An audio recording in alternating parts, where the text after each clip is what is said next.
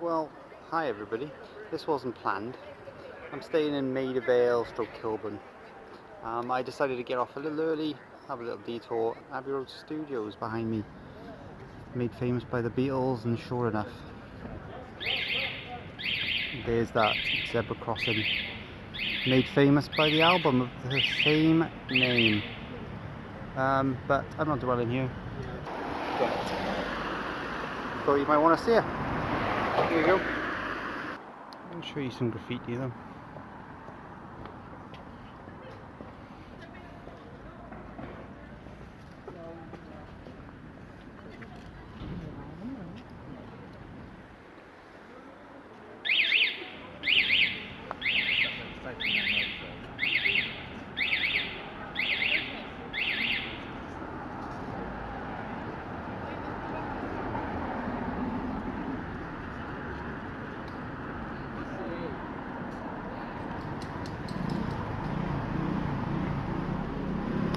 Yeah, lots of walls. I'll tilt the camera up just in case that guy is somebody, and then you can all say, hey, did you notice that guy was in the background? And I can say, nope.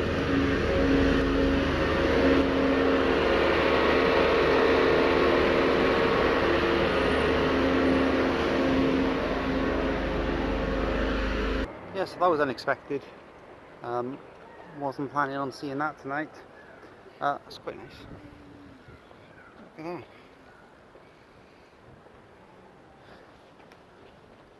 that. Abbey Road Baptist Church. Nice. So just walking to the hotel now. I believe it's called the Matisse. We'll be there shortly.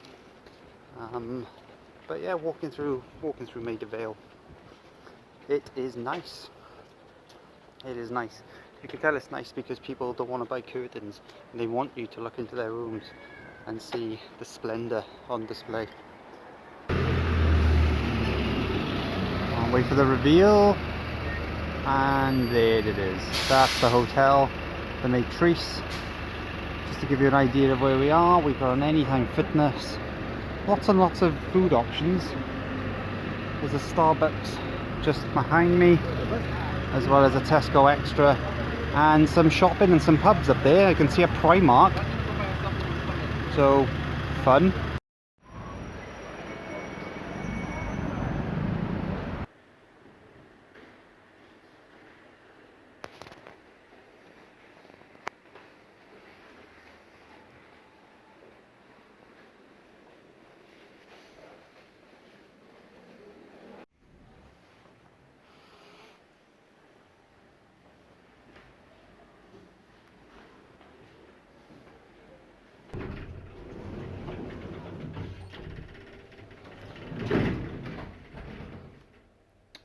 I am this way.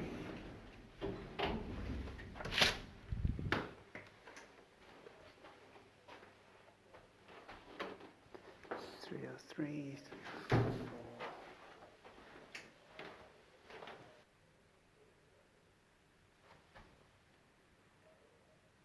that means.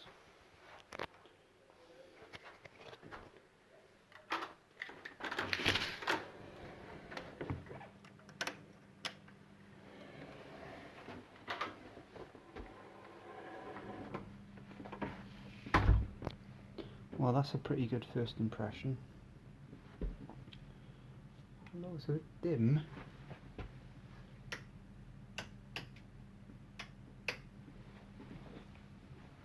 More lights.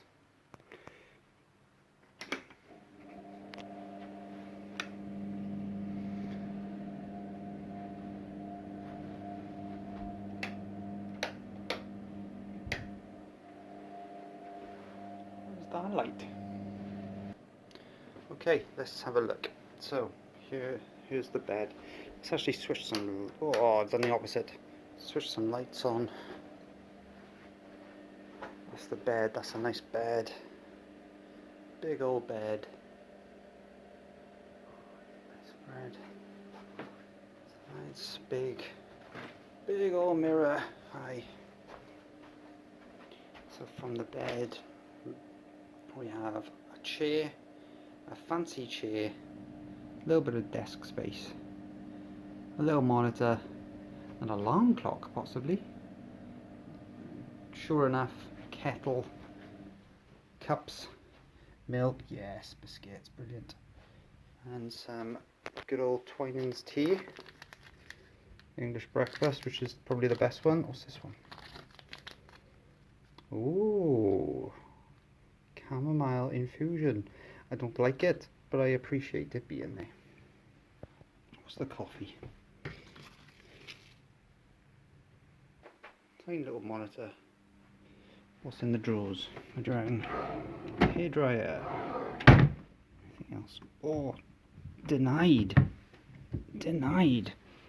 So only allowed access to the top drawer. For your comfort and safety, do not open these windows. Wait, did I read that wrong? These windows do not open because it's air conditioned. And okay, I'm opposite the main street, so there's that Tesco and there's the Starbucks again. Speaking of the aircon, there it is. So with the bathroom door shut, it's quite a spacious room. I'm disappointed by the lack of art.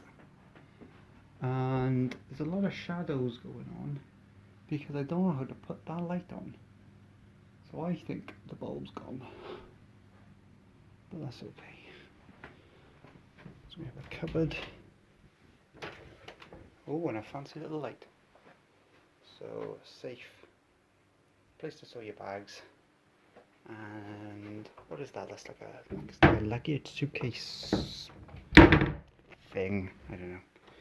Right, the fan I think is loud in here, so let's just take it on. So into the bathroom, flip it on. Red, I appreciate the colour. Stayed in so many kind of nondescript rooms. It's nice to have some colour.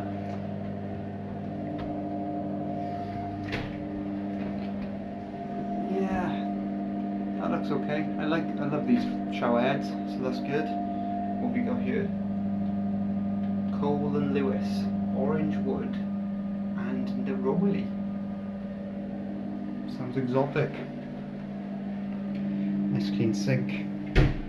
What's the stuff? What's the freebies? Oh, I can't read it. What does it say?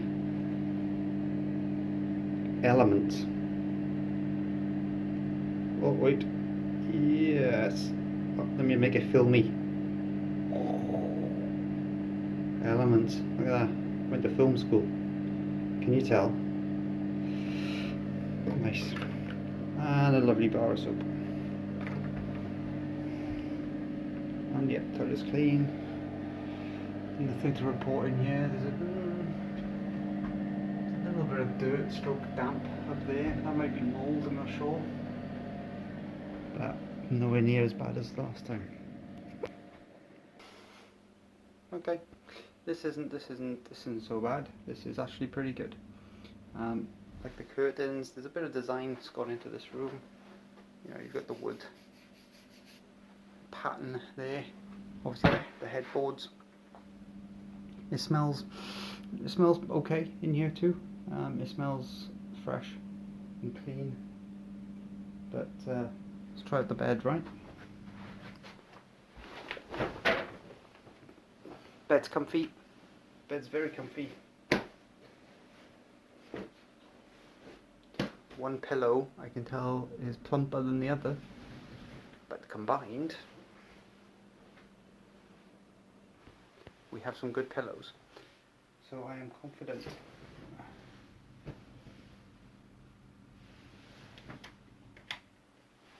Hey, there it is. It was controlled by that. The one I guess is the lamp. And there we go. Now we have optimum lighting, which will make me consider doing the whole video again, but I'm not going to. So, sorry folks, because I'm an amateur, it's staying. It feels, look at this, lovely warm glow.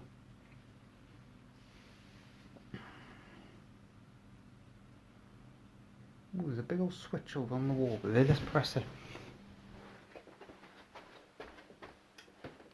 Oh, it's not a switch. Don't know where it is.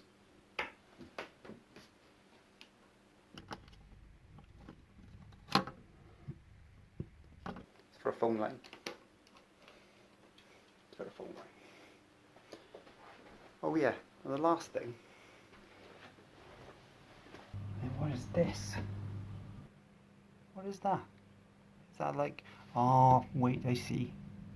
So instead of, oh, but wait, they've also got one of these. Do not disturb, make up my room.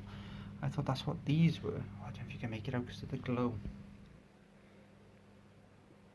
Because that obviously looks like, you know, please clean my room. That one looks like, hey, I'm sleeping in. And then, I don't know, help, maybe? Good morning, everybody. Don't be alarmed. This is incredibly bright. Oh, and you're lucky. I don't think it comes across on camera, but it's practically day glow. Bright, fluorescent yellow. But whatever, right? So that was my evening at the Maitrise Hotel in Kilburn, stroke Maida Vale is Kilburn. There's a tube station there called Kilburn, so they can say they're Maida Vale as much as they want. Kilburn. So how was my evening? Yeah, it was okay, uneventful. But as far as the hotel goes, that shower is a delight. The bed was very comfortable. The pillows were not as comfortable as I first thought, but were certainly adequate. So I slept well. So this was £65 for the night. It seems to be consistently around this mark as well, the £65 mark, because I was looking for somewhere in a couple of weeks' time and this came up again and it was about the same price. I think it's actually very good. I quite enjoyed getting off at an earlier stop and walking up through Maida Vale and Kilburn to get here. So that was a nice walk to kind of, you know, crisscross some of the streets and actually see what's around and end up going past Abbey Road Studios. The Lord's Cricket Ground, it turns out, is nearby too, so I could have checked that out. The ultimate question, right? Would I stay here again? Yeah, I would. 65 quid is good. I'm a little bit far out, I suppose. For work, I think it would probably take me about 40 minutes, maybe 45 to get into work from here, which is okay. So this is kind of the end of part one, if you like, because although I'll finish the video round about now, I'm about to head off to a games expo called EGX, which, if you've been watching the videos, I did last year. And so because I work for a games publisher, we have some games there, but I'm there as a member of the public today because I wanted to look around and see some people and play some games. But I've been asked to help out over the weekend on the stand. So they've put me in some accommodation. So it's going to be another travel lodge. It's going to be up in, I want to say Beckton. I haven't really looked into it yet. So in the next video you'll probably see me wearing exactly the same clothes as I head into the travel lodge to check it out. And I will probably show you some of EGX. That may be now, that may be tomorrow. Well, if I decide to put it into this video, it will go in right now.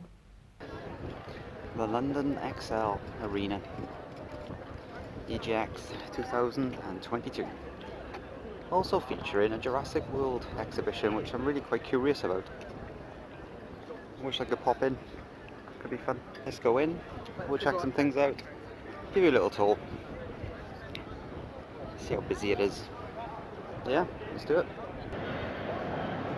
So EGX, it's a little sneak peek. So TikTok, I've got a stand and there's some mostly kind of games right at the end, merchandise in the middle, kind of retro stuff towards that way. But let's go through.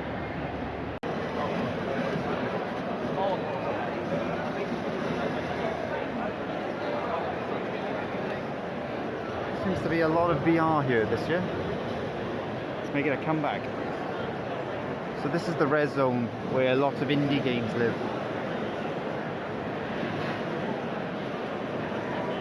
Oh, we can walk through if you like.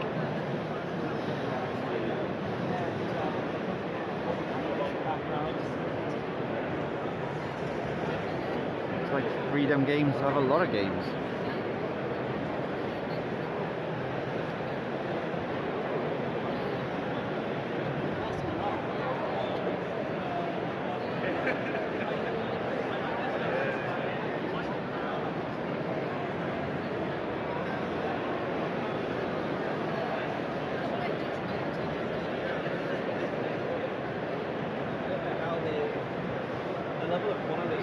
Oh, I've heard very good things about Eastwood.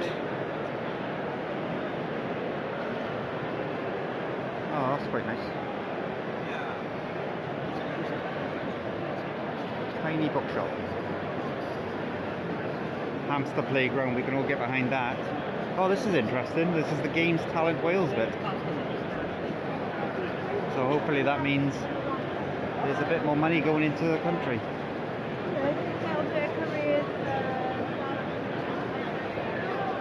Right, so what we got up here? So a lot more indie games. Trying to see this one here. I've had a little look at that already. It's like a homeless simulator. Maybe simulator is not the right word. It's certainly an experience. It's a survival experience. There you go. And it looks quite interesting. I might have a little play. These look kind of cool too. Movie house. Mira and The Fall of Porcupine. This one in particular that I'm aware of, quite narrative. Looks like it could be kind of harsh as well, unexpectedly so.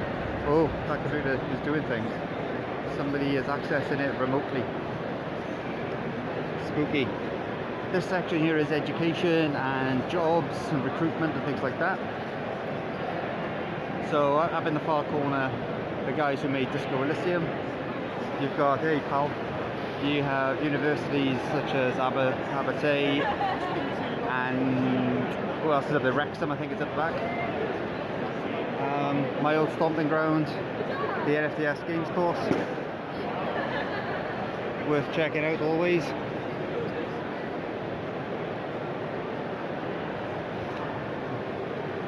These are two of ours. Shadows of Doubt there on the end. Detective sim, voxel art, very cool. And then Core Keeper that you may have seen last year. It's been around for a little bit, but it's doing brilliantly, and it's a lot of fun, loads of fun. It's the res session stage. Indie developers will get up and just talk about their games and show it off to the people here, but also online as well, so it's a good opportunity for those guys to kind of get their stuff noticed, I suppose, especially if it's new. This is Transfuser, which is a scheme for universities, I think, to kind of get, pitch, get some money, get some funding, make a game, showcase it. Dome Keeper, not to be confused with Core Keeper. So one of my favourite bits of EGX every year is this left field section. I've got a soft spot for it because some of my pals and friends have had games here. These are kind of eclectic, kind of a bit weird. Look at this, for example. That's crazy. Telesfax. The teletext detective game. Well, those of you old like me will know all about teletext. And it looks like that's the controller. That's crazy. That's really kind of interesting. That is interesting. But these are all kind of indie games. Some I guess will be signed and some won't. Some are probably experimental, but maybe some are looking to grow, and like Strange Horticulture I've seen. I think I've actually played the demo on Steam.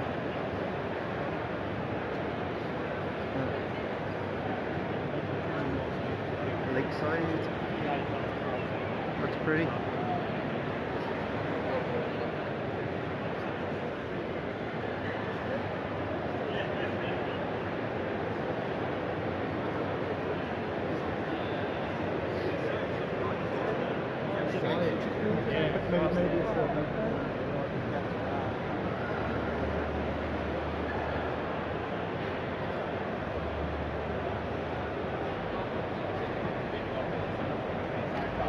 Got a lot of video in. Schrodinger's cat girl. Looks a bit interesting. Empty spaces. Ah, that's a shame. Tentacle Zone, where a bunch of indies can kind of get their game on there. Again, 2 of ours on there. 2 of ours? 3 of ours on there. So, these Doom Dials is one of ours. And on this side, on the other side of the tentacle, we have Brewmaster and Shadows of Doubt again. Looking pretty busy.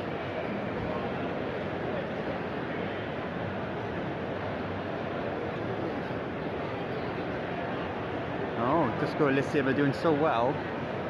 They've got a merch stand. You know what, it looks pretty cool. Looks pretty sweet. It's an awesome game.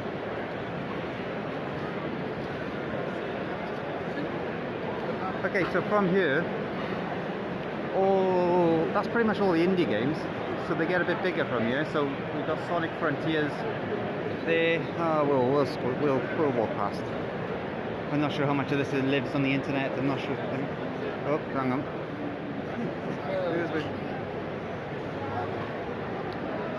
So this is out in November. Oh, it says right there. It says out in November. So this will be one of the more popular games here. Yeah, I can see on the other side there's a queue still. There was a big queue when I first started. When I first arrived, I mean. So.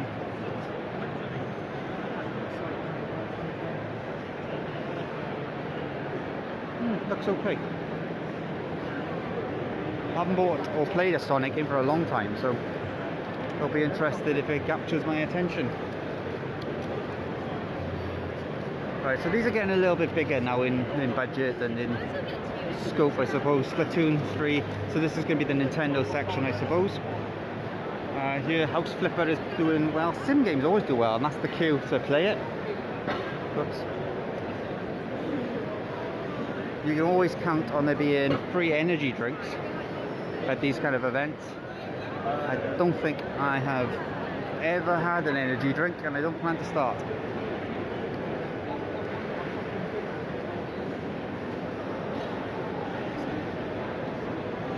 Alright, where are we now?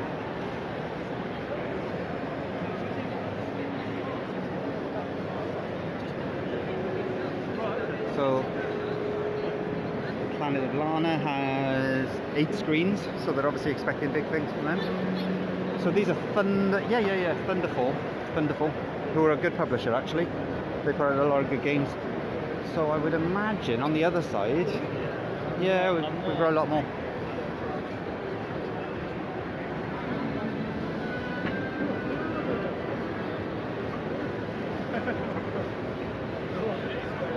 Okay, that's the one I've heard of, Worldless. And so they got 3 screens for that. Looks pretty good, interesting. So behind me, another stage. I'm not sure what kind of talks are on there, to be honest. There's COVID Central, the Fudge Shop, which is always at these events. I don't know why. I don't know why it's synonymous with gaming events. It's just like fudge and those weird long candied cables. And then we are about to enter the merch bit. So most of it is very, very specific. Lots and lots and lots. And when you think you've seen enough, there's even more Funko Pops. Millions of them. So there's a lot of anime here, a lot of plushes, a lot of key rings, a lot of masks. Not so many t-shirts this year.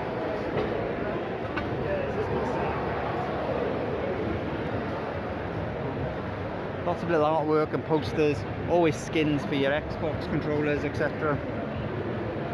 But there does seem to be more merch. It feels like there's more merch here this year. It feels like there's more merch than games, which I don't know.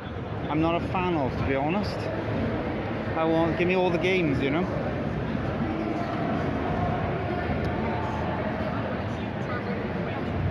Alright, that looks like a big fighting competition.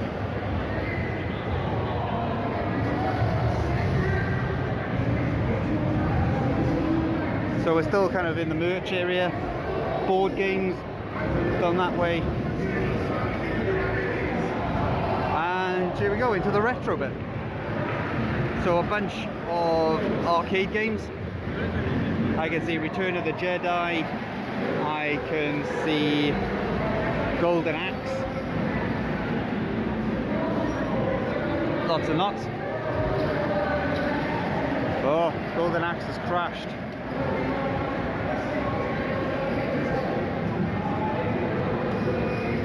It's letting out a high-pitched squeal. It's not even fun. Proper old school Defender down there and Joust. Pac-Man. Always going to be a big queue for Call of Duty. To be honest, I'm not sure if I've ever played a Call of Duty game. Not my thing. And then proper retro. SNESes. Oh, a bunch of rhythm games. Light guns. But I can see an Atari 2600 with combat.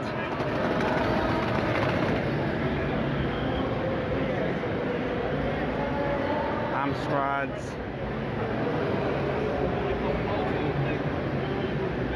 Oh, text adventure. Commodore 64. Oh my god, Repton on the BBCB. I used to love Repton. Used to play it a lot. Alex Kidd, funny, I was talking about that with my wife just like 3 days ago. So, Master System and old school NES. And one of my favourites, the Amiga. That was the one that changed everything for me, I think, the Amiga. Big fan of the Commodore 64 as well, but the Amiga sold it. And yeah, all these are still retro games. Old school Steve Austin there, pointing at us, saying, hey, jackass, play, or something like that. Can't remember what he used to say. Maybe he called me a son of a bitch, I don't know. Alright, and then the final bit. Board games. So lots and lots of board games. People getting involved. Looks like the Doc Brown from Back to the Future, but there. Oh, okay. I actually thought it was Doc Brown. I thought it was going to be the Back to the Future game. Never mind.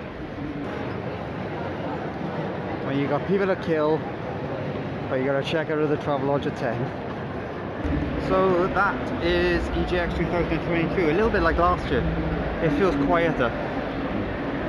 It feels quieter. I'm not sure if that's a pandemic thing, or you know, whether people just don't want to do it anymore. I don't know.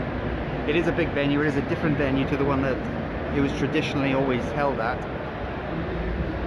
But alright, I'm by myself. I can take this off. So that was the tour. I think the games look strong this year. The indie games look really quite fun. The crowd is really quite eclectic as well. Quite diverse. You know, there's something for everyone here. Everybody welcome. That's what's cool about the games industry. But yeah, what else to say? I think that's it.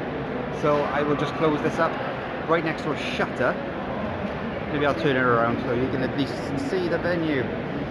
And a security guard that was just asleep a second ago, I'm sure of it. But yeah, take care everyone. That was EGX. Okay everyone, so I guess I put in some EGX footage. The next video will just be the hotel. I'm not going to be doing any filming at EGX whilst I'm working. That's naughty. So plus there's probably no time to do it. Well, thanks for watching. Take care, everyone. Yeah, bye.